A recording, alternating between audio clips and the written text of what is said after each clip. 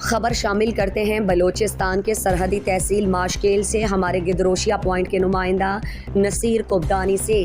اہلیان Mashkel civil society نے chairman میر ملا عبید اللہ ریکی کی سربراہی میں ریکوڈک منصوبے کے لیے ہامون، ماشکیل، شان کرود اور دیگر علاقوں سے پانی لے جانے کے خلاف عوامی ریلی نکالی گئی۔ ریلی میں مختلف طبقہ فکر سے تعلق دار افراد نے شرکت کی۔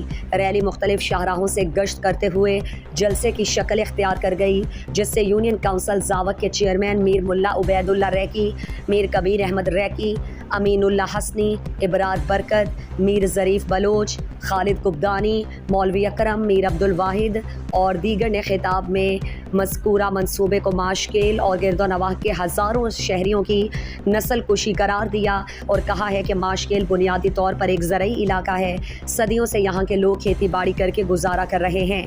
علاقے میں کھجور کے ہزاروں باغات ہیں۔ ریکوڈک جیسے بڑے منصوبے کے لیے ماشکیل کے مختلف علاقوں سے پانی نکالنے کی کوشش کی گئی تو زیر زمین پانی کے ذخائر ختم ہو جائیں گے، جس سے ماشکیل صحرا بن جائے گا اور کھجور کے ہزاروں درخت خشک ہو جانے کا قوی اندیشہ ہے۔ قدرتی وسائل ان کے بہادر آباء و اجداد کی امانت ہیں، جن کی حفاظت ہم پر فرض ہے۔ انہوں نے کہا کہ وہ ہر قیمت پر اپنے علاقے کے مستقبل اور مفادات کا دفاع کرتے ہوئے کسی قسم کی قربانی سے دریغ نہیں کریں گے۔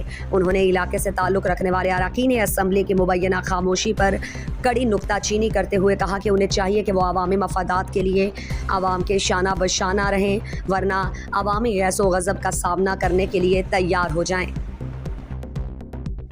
مزید دلچسپ معلومات اور خبروں سے آگاہ ہونے کے لیے Gedrosia point Facebook page, Instagram, Twitter کو فالو اور یوٹیوب چینل کو سبسکرائب کریں۔ بیل آئیکن بٹن دبانا نہ بھولیں